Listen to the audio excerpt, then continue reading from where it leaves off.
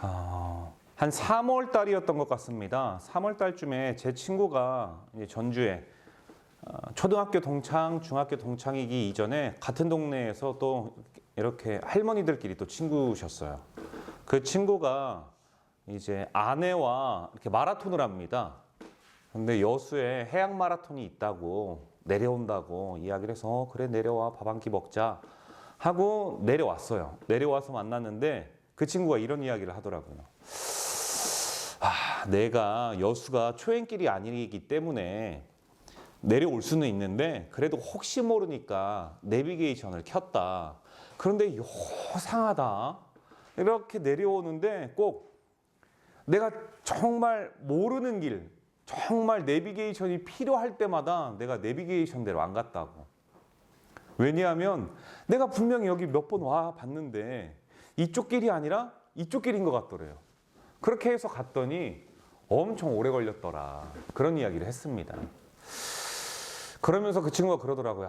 차라리 그냥 좀 그 내비게이션 따라서 왔으면, 안내되는 대로 왔으면 좀 빨리 왔을 텐데, 그럼 아이들도 좀 쉴 수 있었고 또 짜증도 안 냈을 텐데, 그런 이야기를 하더라고요. 여러분, 그 이야기를 듣자마자 딱 생각이 나는 건 우리의 삶이 그런 것 같습니다. 하나님의 말씀이 우리 삶의 내비게이션이라고들 이야기를 흔히 하지요. 그런데 어찌나 우리가 그 내비게이션대로 가지 않고 마치 제 친구와 같이, 뭐 사실 우리도 그렇죠. 익숙한 길은요, 내비게이션이 분명히 켜져 있는데도 불구하고 그걸 잘 따르려고 하지 않습니다. 그리고는 분명히 이 근처 어딘데 하고 계속 빙글빙글 돌아요.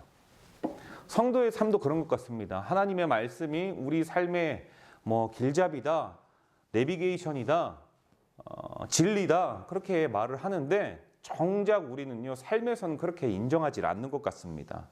왜냐하면 종종 우리는 그렇거든요. 뭐 이 정도는 내가 더 잘 알지. 그거는 현실과는 너무 동떨어진 이야기야. 그걸 어떻게 해? 지금 말씀이 아니라 오히려 내가 생각하고 내가 생각하는 게, 내가 판단하는 게, 그리고 많은 사람들이 생각하는 게 더 현실적이지, 더 좋은 방안이지, 더 좋은 대처지, 그렇게 우리가 생각을 합니다.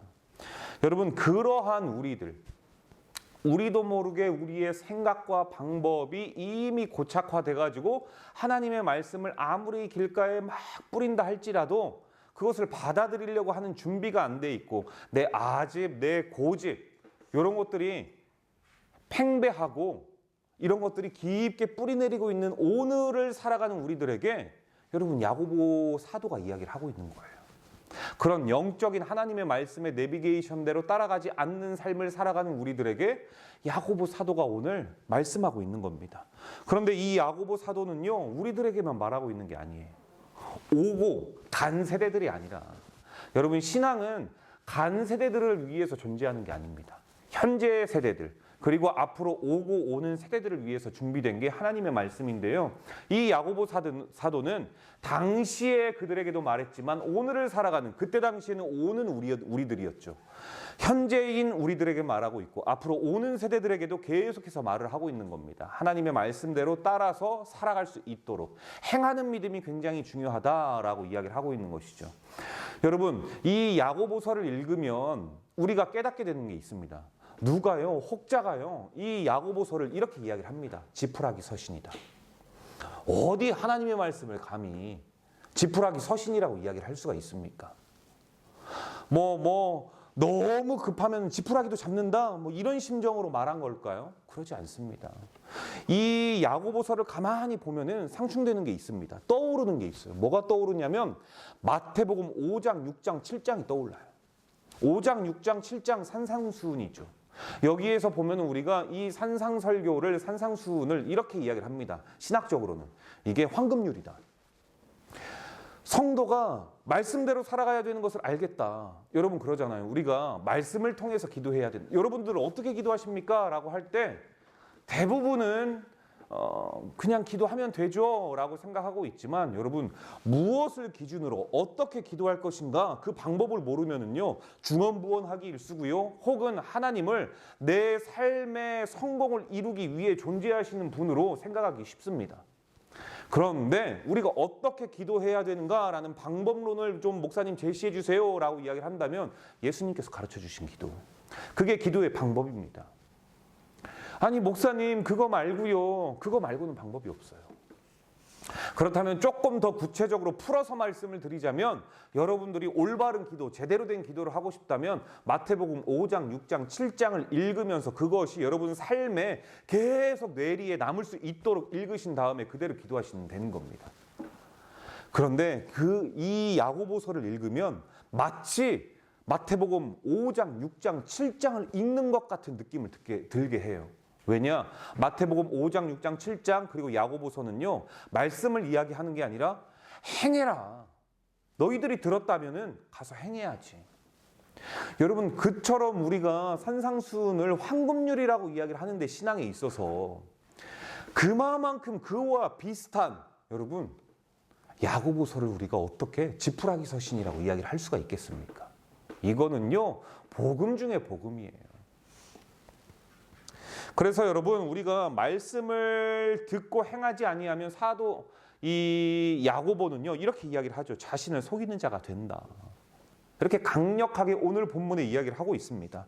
그래서 오늘 말씀을 통해 성도가 다시 말씀을 순종함으로 인해 올바른 인생의 방향을 설정하실 수 있기를 주님의 이름으로 축복합니다. 할렐루야. 자, 야고보는요, 여러분들 잘 알고 있는 것처럼, 여러분들이 잘 아시는 것처럼 예수님의 육신의 동생이죠. 예수님의 육신의 동생입니다. 그리고요, 그가 기록한 서신입니다. 예수님의 가족이자 초대교회의 굉장히 중요한 지도자였어요. 실제로 예루살렘 공의회에서 모든 것들을 다 아우르고 그리고 그 공의회를 주도했던 것도요, 바로 야고보 사도예요. 그러니까 예수님의 친동생이죠. 육신의 동생입니다. 처음에는요 예수님을 인정하지 않았어요.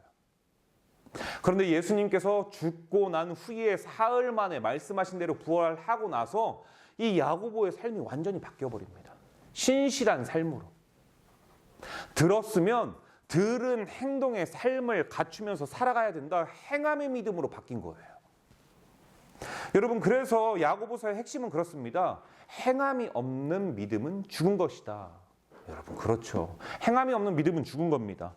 오늘 본문을 몇 번이고 읽고 또 읽으면서 묵상하면서 확실하게 깨닫게 된 사실은 하나 있어요. 내가 얼마나 많은 하나님의 말씀을 그동안 들었던가.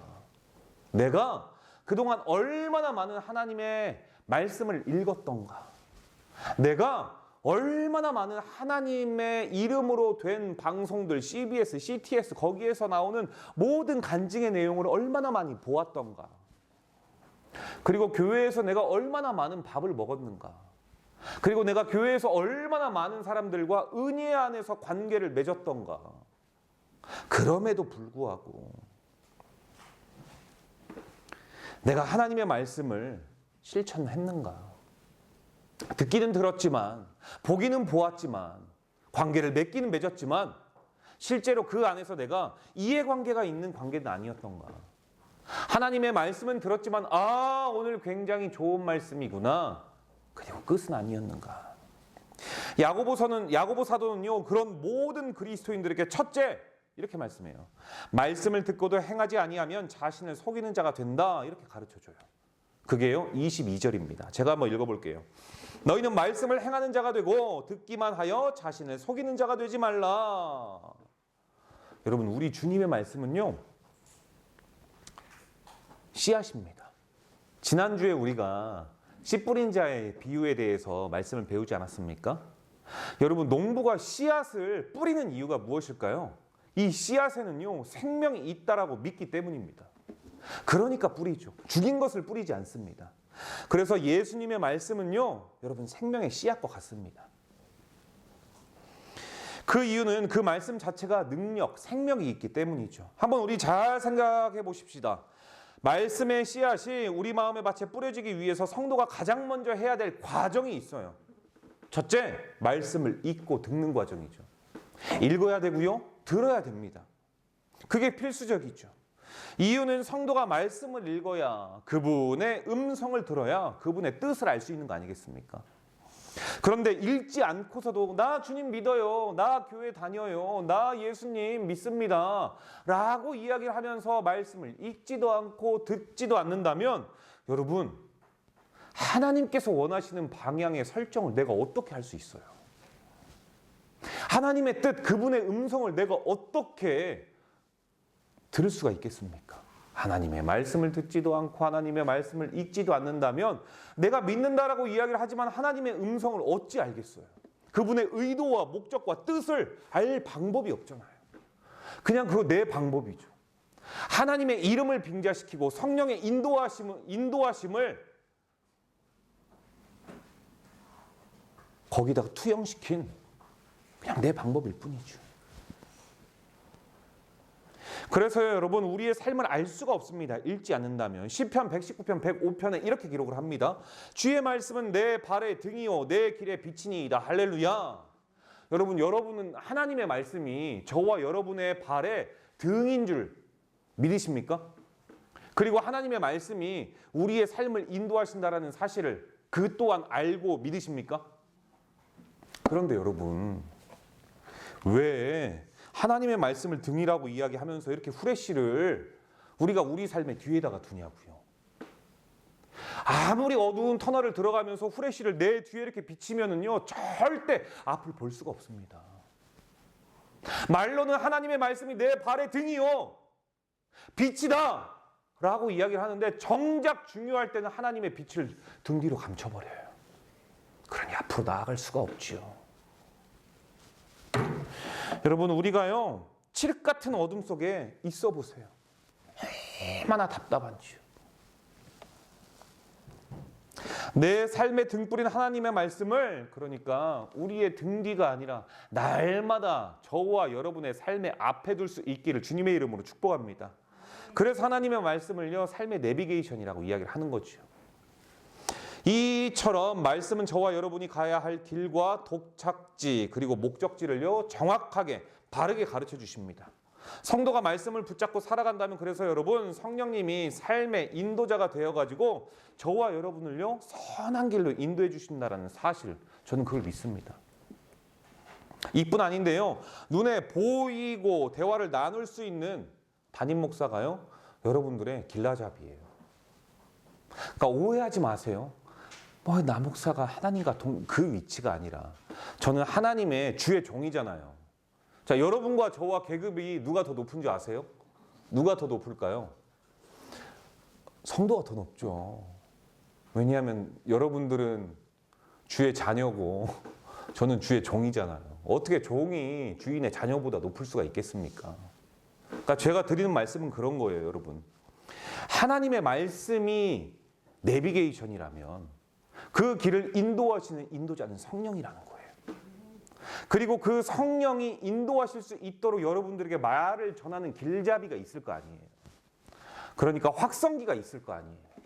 저는 확성기로 사용되는 담임 목사라는 거예요. 그뿐이라는 거죠, 그뿐. 그러니까 여러분, 주의 종의 말씀을 통해서 여러분이 알게 되는 거 있지 않습니까? 혼자서는 깨닫기 어려웠던 말씀들, 이해할 수 없었던 말씀들, 그 말씀들이 조금 이해가 되잖아요. 그리고 또 공감이 되잖아요. 그러니까 그 정도의 일을 제가 하는 겁니다. 그렇기 때문에 여러분, 저와 여러분에게는 길을 인도해 주시는 말씀이라는 하나님의 성경이 있고요, 인도자라는 성령이 계시며 길잡이인 종놈입니다. 종놈인 목사가 있습니다. 그래서 성도는 말씀대로 따라가면 어디에 도착하게 됩니까? 그렇죠. 최종 목적지에 도착하게 돼요. 그래서 이거보다 더 쉬운 게 없지요. 그런데 우리 교회가 아니라 예수로 안 사는 교회는 그렇대요. 그 교회는 예수로 안 살기 때문에 내 생각, 내 경험, 내 방법, 내 지식 그대로 길을 가니까요. 글쎄 어떻게 되는지 아세요? 대박! 가나안에 입성을 못한대요. 그들은요 이러더래요. 일평생 그 예수로 안 사는 교회 성도들의 이야기 해준 건데 이렇더래요. 일평생 우왕좌왕, 갈팡질팡, 그리고 오락가락 뒤죽박죽 이 삶이 되더라는 겁니다. 그대로 안 따라가니까.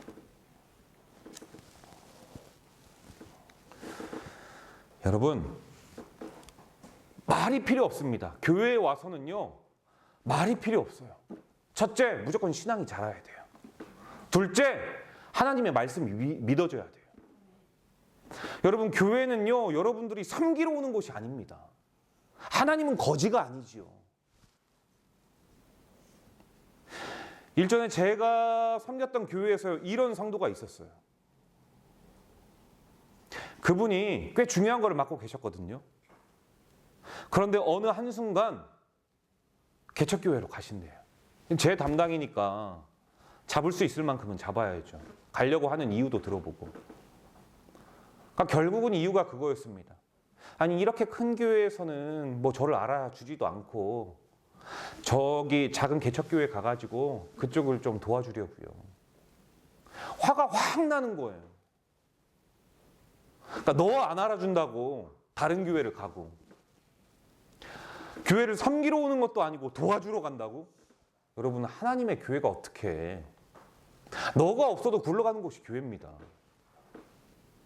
어떻게 하나님의 교회를 그렇게 업신여겨서 그 일평생 신앙생활한 그분이 생각을 하는 게 이런 겁니까? 도와주러 간다, 교회를. 하나님이 팔이 짧아가지고 구원 못하십니까? 하나님이 없어가지고 못 먹이십니까? 개척교회라고 무시해도 되는 그러한 생각의 수준을, 그 고집, 그 아집을 가지고 있는 그 신앙관이 저는 너무 놀라웠어요. 때가 되면 알아서 교회에서 너를 인정해 줄까? 때가 되면 알아서 너에게 더 중요한 직책을 맡기지 않을까? 그리고 너가 말씀대로 순종하고 따라가면 그 길은 당연히 얻게 될 것인데, 너무 속상했습니다. 제가 뭐라고 했을까요? 뭐 부목사가 무슨 말을 할 수 있겠어요? 가실 때 그렇군요. 가실 때 그냥 가지 말고 담임 목사님한테 기도받고 그러고 가셔라. 그리고 담임 목사님한테 연결을 해드렸죠. 그리고 이제 기도받고 가시더라고요. 여러분, 그렇습니다. 내 생각과 방법이 아무리 하나님의 말씀을 들었어도 내가 교회를 도와주러 온다라고 생각을 하고 있었던 거예요. 아무리 하나님의 말씀을 확실히 믿고 있었지만 내가 섬기러 온 거라고 생각을 하지는 못했던 거예요. 이 얼마나 불쌍한 신앙입니까? 이 얼마나 참 너무나도 불쌍한 신앙관이에요. 그러고 하나님 앞에 가서 우리가 무슨 말을 할 수가 있겠습니까? 어떤 말을 할 수가 있을까요? 너무 안타까운 거예요. 그러니까 여러분, 말이 필요 없어요. 무슨 말을 하고 싶냐면, 교회에 오면 어찌되었건 여러분들은 내가 시해하거나 내가 도와준다 이 생각 다 버리고 첫째, 무조건 신앙이 자라야 됩니다. 안 자라면 안 돼요, 여러분. 그리고 거기에 대한 첫 번째, 내 생각과 주의 종이 하는 말이 다르다고 그 말씀 판단하지 말라. 비교할 수는 있고 점검할 수는 있겠죠. 근데 팔짱 다 끼고 내가 오늘은 나 목사 얼마나 설교 잘하는지 볼 거야. 요거 조심해야 된다라는 거죠.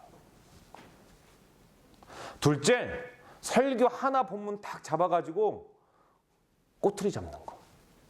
이런 거 금해야죠. 우리가 요즘에 이 대권 후보들 보면서 참 안타깝잖아요. 앞에 자르고 뒤에 자르고 이거 하나만 다 가지고 그게 마치 팩트인 것처럼 막 꼬집어대잖아요.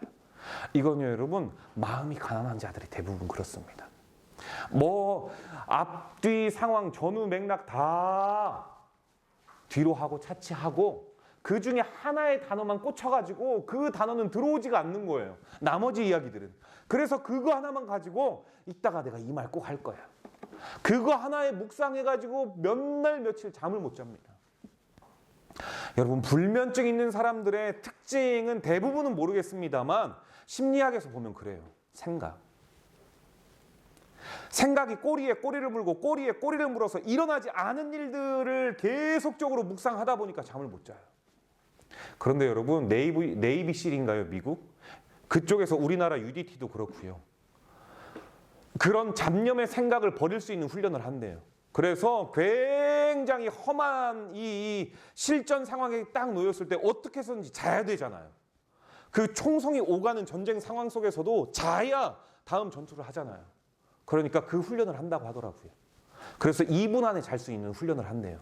그 중심에 일단은 옆으로 좌로 눕는 게 아니라 편안하게 눕는답니다. 다리에 이제 뭐 하나 올리고. 그리고 하는 훈련이 생각하지 않는 훈련이래요. 그러면 바로 딥슬립을 한다고 합니다. 여러분, 그래요. 하나님의 말씀을 받는 교회에서 여러분들의 신앙이 자라러 와야지 이걸로 상처받고 시험받고 그러고 오면은요 잠을 못 잡니다. 그러니까 여러분, 하나님의 말씀의 뜻은 이렇습니다. 아무리 귀한 말씀을 듣고 감동을 받았다 할지라도 그 말씀이 우리 삶으로 이어지지 않는다면 오늘 본문에 보면 알 수 있는 건 그것은 자신을 속이는 행동이다. 내가 정말 여러분, 오늘 우리 교회 밥이 얼마나 맛있는 줄 아십니까? 우리 박 권사님이요, 오른손으로 한번 비비고 왼손으로 한번 휙 이렇게 쓱 저으면요 산의 진미가 나오잖아요. 그렇죠? 산의 진미가 나옵니다. 오른손으로 비비고 왼손으로 휘두르면 여러분 산의 진미가 나와요. 그런데 그 산의 진미를 보고 우리가 먹으면서 맛있다 해야지, 어머 맛있겠다 사진 찍고 배부르다 할 수는 없는 거잖아요. 그렇지 않습니까? 하나님의 말씀을 듣고 은혜 받았다 하고 내 안에 간직해만 두면 안 된다라는 거죠. 그걸 가서 행동해야죠. 그 행동이 마치 이것과 같죠. 이 산의 진미 너무 맛있겠어 사진 찍고 가자, 이것과 같은 거 아닙니까 여러분? 돈 주고 시켰는데 먹지 않고 가는 것과 진배한 거죠. 진배 없는 거죠. 마찬가지로 여러분, 들은 말씀을 성도가 행하지 않으면 성도는요 영원히 영적인 배고픔이 해결되지 않아요. 절대 말씀을 듣는 것으로 만족하며 스스로 믿음이 있다 착각할 수 있겠지만 행함이 없는 믿음은 오늘 본문에 자신을 속이는 거래요. 야고보서 2장 26절, 그것은요 여러분 헛된 믿음, 죽은 믿음이래요. 참된 믿음은 듣는 귀와 더불어 들은 말씀을 따라서 행동하고 움직일 때 그 신앙이요 성도를 변화시킬 수가 있습니다. 그래서 둘째, 야고보 사도는요 거울과 같은 말씀에 대해서 가르쳐 주는데요, 1장 23절에서 24절입니다. 누구든지 말씀을 듣고 행하지 아니하면 그는 거울로 자기의 생긴 얼굴을 보는 사람과 같아서 제 자신을 보고 가서 그 모습이 어떠했는지 곧 잊어버리거니와. 그러니까 23절 4절, 말씀을 듣고도 행하지 아니하면 거울을 보고도 잘못된 모습을 잊어버리는 것과 같다. 이 말씀요 쉽게 제가 설명을 드릴게요. 아침에 이제 출근을 하기 위해서 씻고 이제 거울 앞에 딱 섰어요. 로션을 바르고. 아니 그런데 여기에 여성분들 같으면 마스카라가 번졌네. 그걸 내가 발견을 했어요. 마스카라가 옆으로 번졌구나. 그리고 남자들 같은 경우에는 면도를 했는데 한쪽이 안 되는 경우들이 꽤 있지 않나요? 근데 안 된 게 그대로 있어요. 저도 오늘 아침에 이렇게 했는데 여기가 안 된 거예요. 근데 샤워를 다 했습니다. 근데 여기가 안 된 거예요. 알죠? 남자들 그거 굉장히 귀찮습니다. 여기 하다가 물이 또 이렇게 쏘르르 흐르면은 또 그거 씻어야 되거든요. 근데 여러분, 그래도 어떻게 해요? 다시 해야죠. 마스카라가 번졌어요. 어떻게 해요? 고쳐야죠. 그런데 생각만 하는 거예요. 마스카라가 번졌구나. 저쪽 면도가 안 됐구나. 빨리 가야지. 지금 이게 그 말씀이에요, 여러분. 이 말씀. 거울을 보고도 내 모습이 어떠했는지 곧바로 잊어버리는 거.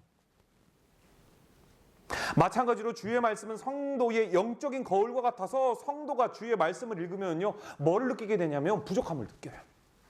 그리고 내가 얼마나 연약한지를 알게 됩니다. 나의 한계성을. 그리고 내가 얼마나 죄인인지를 발견할 수 있어요. 내가 하나님 앞에서 이런 행동들까지 했다고 내가 죄인임이 느껴져요. 그런데 그 말씀이 깨달아져야 되는데 예배를 통해서 마음이 찔리기는 찔리는데 저 예배의 문을 박차고 나가면 다 잊어버립니다. 지금 그 말을 하고 있는 거죠. 그래서요, 교회 나가면 다 잊어버려가지고 직장에 가면요, 또 옛날 버릇 나와요. 만나는 사람들마다 꼭 싸웁니다. 그래서요, 가정 안에서도요, 화목보다는요, 이러죠. 내가 너 아니었으면 잘 나갔을 텐데. 이렇게 관계 속에서도요, 감정 섞인 말투가 나오고요, 관계 속에서도 여전히 이기적인 어투가 나옵니다. 이거 여러분 왜 그런다고요? 성도가 왜 그런다고요? 말씀이라는 하나님의 영적 거울을 봤음에도 불구하고 마스카라가 번졌는데 지우지 않는 거니까. 그 말씀을 들었는데도 고치려고 하지 않으니까. 그게 지금 야고보 사도가 말하는 거예요. 거울을 보고도 자기가 어떠했는지 곧 잊어버린다. 그게 저와 여러분은 아니기를 주님의 이름으로 축복합니다. 할렐루야. 할렐루야. 여러분, 말씀을 듣고 나서도 우리가 행하지 않는다면요, 우리에게 아무 유익을 주지 못합니다. 예배는요, 우리에게 아무 이득이 없어요. 내 삶을 변화시키지도 못하는데요. 이 중요한 주일날 왜 믿어지지도 않고 말씀도 따라서 행하지도 않는데 교회에 왜 나오는 거예요? 저는 그거 궁금해요. 왜냐?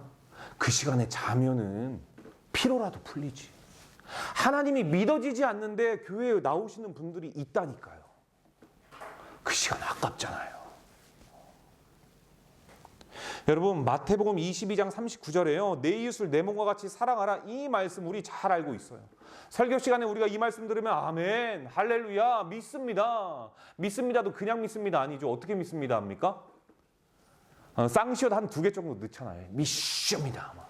믿습니다. 막 그렇게 하잖아요. 그렇게 해서 하는데 옆 사람에게, 지나가는 사람에게 무관심하고, 인사를 하는데 인사는 받는데 인상 쓰고, 저 사람 분명히 나를 봤는데 안녕하세요 인사를 하면은 쓱 보고 그냥 가고. 아무렇지 않게 남의 험담하고 말씀을 마음에 품지 않습니다. 마태복음 18장 22절 볼까요? 그런 우리에게 뭐라고 하고 있는지. 70번씩 7번이라도 용서해라. 듣기만 하고 여전히 미운 마음을 우리가 품고 있지는 않습니까? 이건 그냥 말씀이 아닙니다. 이 말씀이 내 삶에서 아무런 일도 일어나지 않는다면 그건요, 여전히 거울 앞에서 그대로 돌아선 사람밖에 되지 않는 거예요. 말씀은요, 나를 비추는 거울입니다. 죄를 깨닫게 하고 교만을 낮추게 하고 연약한 것을 보이게 하고, 그래서 겸손하게 하죠. 얼마나 대단해요. 누가 나에게 이런 야단을 쳐요? 이렇게 야단 쳤다가는요, 멱살 잡힙니다. 그런데 하나님이 말씀으로 우리를 야단 치기도 하고요, 우리를 위로주기도 하고요, 우리를요 세워주시기도 하세요. 그게 말씀의 힘이자 말씀의 능력이죠. 여러분, 그래서 하나님의 말씀을요 복이라고 합니다. 복. 여러분, 복인 이유 아세요? 복이 복이지. 생각해보면 복이 복인 이유가 있어요. 희소성이 있으니까요. 너도 나도 그 복을 다 가지고 있어봐요. 그게 복이라고 생각할까요? 나는 이게 왜 없지 하면서 한탄하는 이유가 누군가가 희소성이 있는 그것을 갖고 있기 때문이잖아요. 하나님의 말씀이 복인 이유는 성도에게만 전하여질 수 있는 유일한 희소성의 가치가 있기 때문입니다. 그래서 하나님의 말씀이 복이라는 사실을 믿으시길 바랍니다. 그래서 성경은 여러분, 듣는 자는 많지만 행함이 적은 이러한 희소성을 가지고 있는, 적기 때문에 오늘 본문 25절의 말씀처럼 셋째, 말씀을 지켜 행하는 자가 복을 받는다, 이렇게 말을 하고 있는 거예요. 25절입니다. 자유롭게 하는 온전한 율법을 들여다보고 있는 자는 듣고 잊어버리는 자가 아니요 실천하는 자니 이 사람은 그 행하는 일에 복을 받으리라. 할렐루야. 여러분, 우리 여기에 우리 이름 한번 넣어봅시다. 그 행하는 일에 복을 받으리라. 여기에 저는 제 이름 넣고요, 여러분 이름 넣어서 한번 크게 한번 해보십시다. 여러분 말하는 대로 되는 거예요. 시작. 정연이가 하는 일에 복을 받으리라. 아멘. 여러분, 제 이름 따라하진 않았죠? 그럼 저는 복을 배로 받는 겁니다. 여러분 야고보 사도는요 지금요 뭐라고 이야기를 하냐면 자유롭게 하는 온전한 율법. 이거 참 은혜가 되지 않습니까? 여러분 율법은요 법이에요. 법은요 마치 족쇄와 같죠. 그런데 뭐래요? 자유롭게 하는 온전한 율법. 죄에서 자유하게 하고 두려움에서 놓이게 하며 얽매인 삶을요 해방시켜 주는 거. 이거예요, 이거. 그리고요 중요한 단어가 하나 있는데요. 바로 들여다보고. 온전한 율법을 들여다보고. 여러분 이게 헬라어 원어의 뜻에서는요 들여다보고가 그냥 한번 들여다보는 게 아니에요.